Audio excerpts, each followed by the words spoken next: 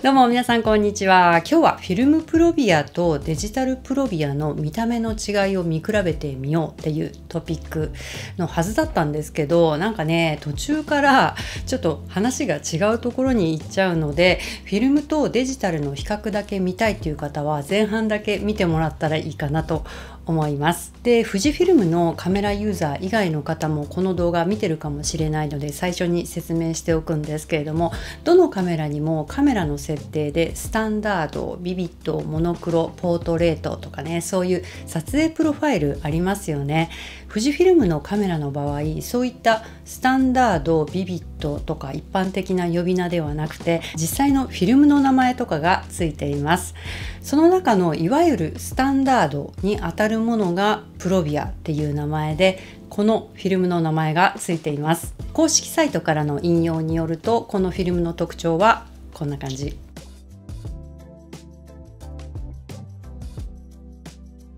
で、これはリバーサルフィルムです。私今回リバーサルフィルム使うの初めてでした。フィルム写真撮影自体も数回しかしたことないのに、リバーサルフィルムってちょっとハードル高いなと思って、この企画ね、実は去年からやりたいなと思ってたんですけど、先延ばしにしてました。で、そろそろフィルムの使用期限が気になってきたということで、とりあえず一回撮ってみようということでね、行ってきました。今回使用したカメラとレンズはこちらです。とりあえずフィルム写真写ってなかったらこれ企画倒れになってしまうので、十分に光がある晴れた日に出かけてきました。露出だけねちょっと大きく外さないようにと思ってね、心がけて撮ってみました。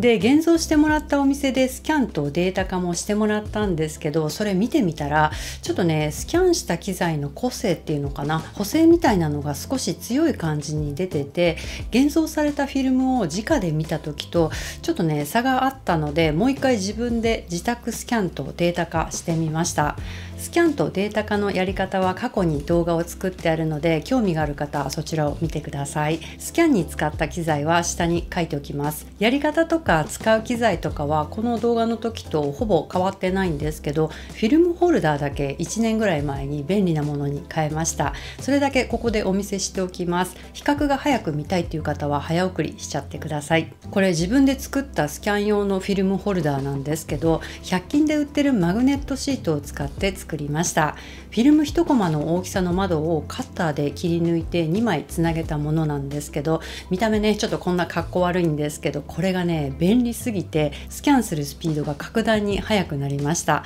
ちなみにこれを作る時のポイントなんですけど、2枚を貼り合わせる時にシートの大きさをわざと少し変えてシートをめくりやすくしてあります。あとフィルムを置く位置にほんの少し厚みのあるテープを貼ってあるんですよ。これがガイドになっていて、フィルムを置く位置が決めやすいです。あと窓の横幅を十分に取っておくことで、フィルムを挟んだ時にフィルムをフラットに固定することができます。こういうマグネットで挟めるシンプルなフィルムホルダー売ってないかなと思って探したんですけど、なかなかねここまで超シンプルなものが見つからなくって、自分で作りました。これめちゃめちゃ便利なので、お家でスキャンやってみようという方ぜひ手作りしてみてください。このねちょっと窓の切り抜きだけめんどくさかったです。ではフィルムとデジタルの比較に戻ります。デジタル写真の方 XT3 で撮った写真はプロビア JPEG 取って出しです。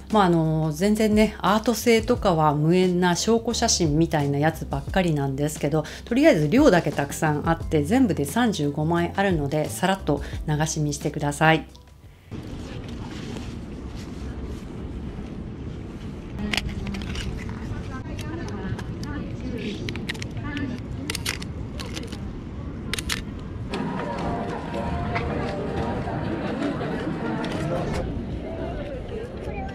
5メートルぐらいかな。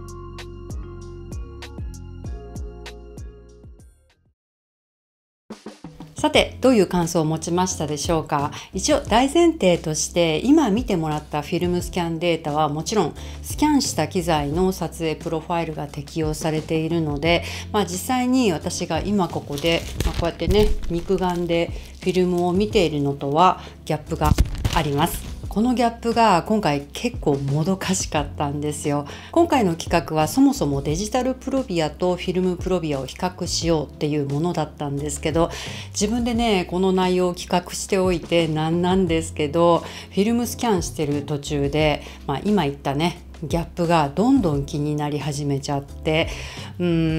んかちょっともどかしいなっていう感じになっちゃいました。というわけで今からはリバーサルフィルムのデータ化はもどかしいっていう話になります。今見てもらったフィルムプロビアをデータ化したもの、このデータは現像したフィルムプロビアを XT3 でスキャンしたデータです。スキャンする時の XT3 のフィルムシミュレーションもプロビアです。なのでプロビアフィルムをフィルムシミュレーションプロビアで撮ったなんていうのかな、ダブルプロビアっていう感じです。スキャン機材を通せばフィルムのオリジナル画像ではなくなってしまうっていうのはもちろんね当然なんですけど、今まで私ネガのスキャンをやっててこのもどかしさそこまで感じてなかったんですよ。もちろんネガスキャンでもデータ化する時にスキャンする機材のプロファイルが適用されるっていうのは同じなんですけど、ネガフィルムって現像すると見た目まずこんな感じじゃないですか。とりあえずこれ反転させないとどんな絵になっているのか詳細がよくわからないので、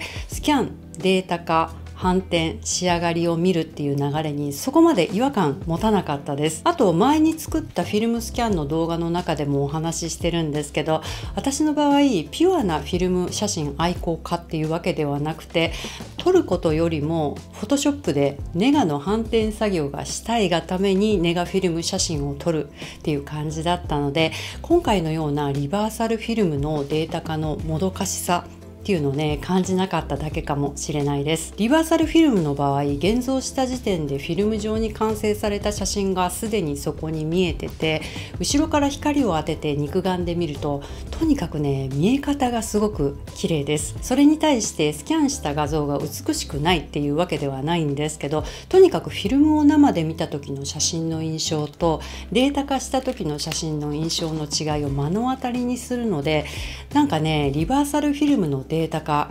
もどかしいなって思いました。というわけでフィルムはフィルムのまま扱いたいっていう人の気持ちがねちょっと分かったような気がします。でそんな風に感じつつも一応スキャン機種別の見た目の違いっていうのもやってみたので見てください。これはさっき見てもらった XT3 でスキャンしたものです。次こちらが現像したお店でデータ化してもらったものです。でこちらソニー α7 III を使って自宅スキャンしたものです。この α7 III を使ったものはフィルムホルダーも使わず、使ったレンズも結構昔の他社のマクロレンズなので、私はねちょっとスキャンクオリティいまいちかなと思ってます。なので参考程度に見てください。であとこれ動画ですけど LX100M2 で撮ったものです。ちなみにリバーサルフィルムにライトを当てて覗き込む作業ね、これはねめちゃめちゃ楽しかったです。今回ねなんかグダグダな話の展開になっちゃったんですけれども以上です。また次回お会いしましょう。さよなら。